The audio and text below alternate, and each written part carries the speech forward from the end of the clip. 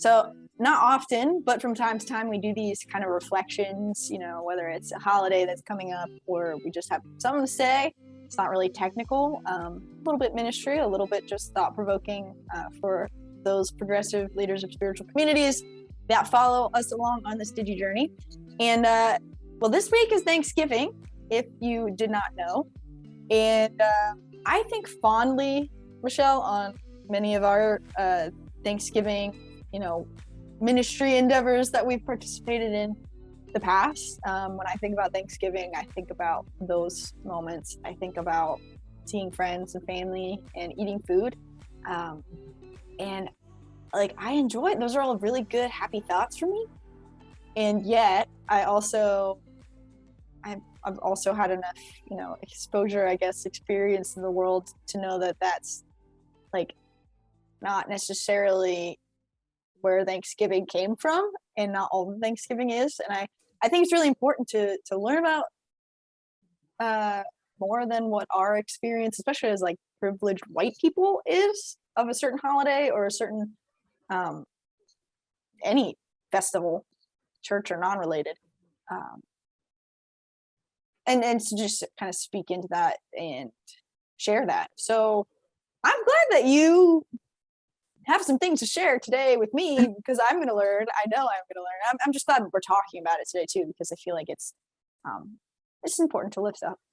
Thanksgiving's not only about giving thanks for our blessings and our abundance and our joys and our freedoms, but also acknowledging that the Native American people who were integral to our history the Native American people who are integral to our history have had a huge role in what Thanksgiving is today. And we don't always acknowledge that, honestly. In fact, when I was researching for this, to think about this a little bit deeper, it's like, what do Native Americans actually do on Thanksgiving Day? Is it a day for them? Is it a holiday for them? And I found out that for folks up in Massachusetts, Plymouth, Massachusetts, obviously where the Mayflower landed, it's a national day of mourning. And it's an annual protest held on Thanksgiving. And protesters gather to acknowledge the historical and current suffering of Native Americans. And it's held like every year at noon, Plymouth, Massachusetts, without fail. And, I would encourage you, if you can't make it, if you're not in that part of the country, you can't make it to the physical protest, to stand in solidarity with them, and to kind of reflect on the Native American history that goes into that. And there's also an unthanksgiving day that's so celebrated or recognized, we should say, in San Francisco on this day, on Thanksgiving Day. So, so often we just see the images of the pilgrims and the turkey and the Native Americans and the corn and all that. It's just so much more to that. And there's such a deeper story there that I would hope that our folks, and I know that our audience can dig a little deeper and knows that Native Americans were not treated very well by us white privileged folk.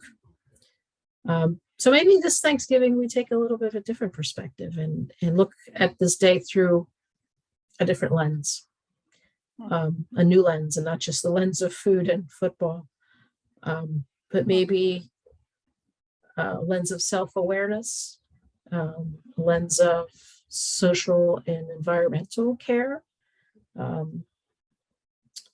lens of outreach, perhaps, and what can we do different?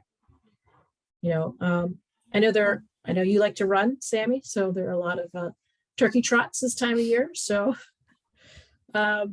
just get outside, go out into nature, and I mean, everybody eats a lot, so they're going to naturally maybe want to take a walk after dinner, but be intentional about that, and maybe take a walk in the morning, do something different.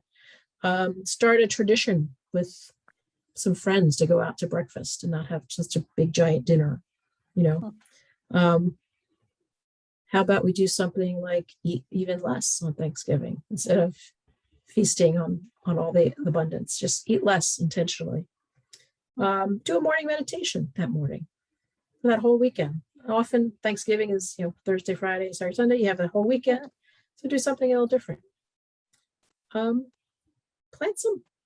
Thinking about environmental care, plant some bulbs for this that will bloom in the spring. Or if you can't get outside to plant them, plan your spring garden. Thinking about the growth and new life for the next year. Find a constellation. How often do we go outside at night? Look at the stars. We probably do that all the time, but be intentional about finding a constellation.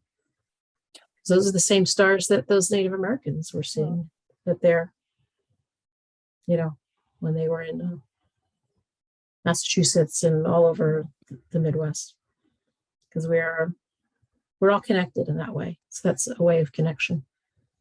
First of all, this is really cool. I appreciate this, and wow to all of the responses to Thanksgiving or alternate ways of recognizing that day. I think that's really important to be aware of, and I'm assuming they're going to live stream the day of mourning service, so we should definitely share that. But it makes me think of how Columbus Day has become Indigenous Peoples Day, and how we can reclaim some of these things. And that's helpful for me because, the things I listed about Thanksgiving, those are happy things. I still want to see my friends and family, and I still want to eat food.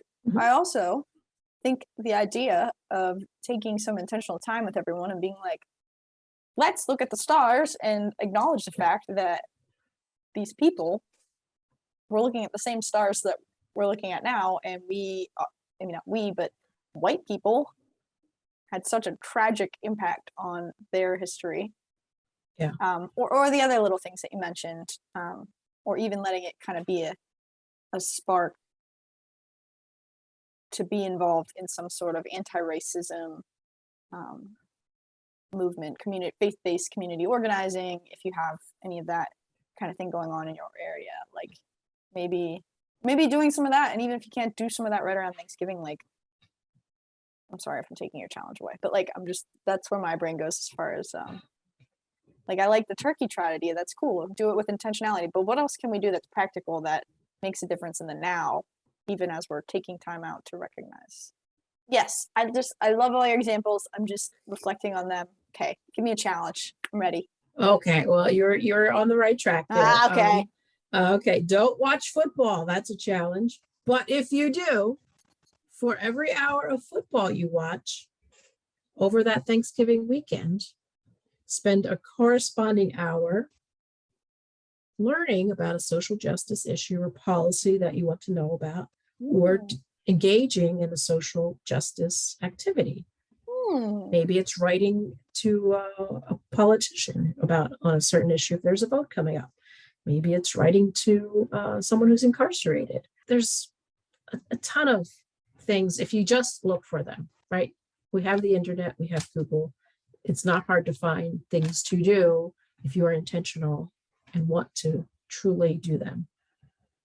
For example, I know holidays, different kind of families get together, talk about a lot of things, probably politics, climate change. That could be a hot button topic because there's a lot on both sides. But do yourself a favor and be intentional about learning from different sources about these topics, and not just one source, but a variety of sources, and really try to get facts on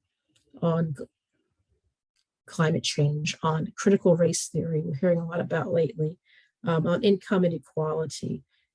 Those are the things that kind of hurt my heart to think about. And sometimes, Sammy, they're just so overwhelming. You don't know what to do because they just seem like really big, broad problems, and they're up to the politicians to fix, but they're not.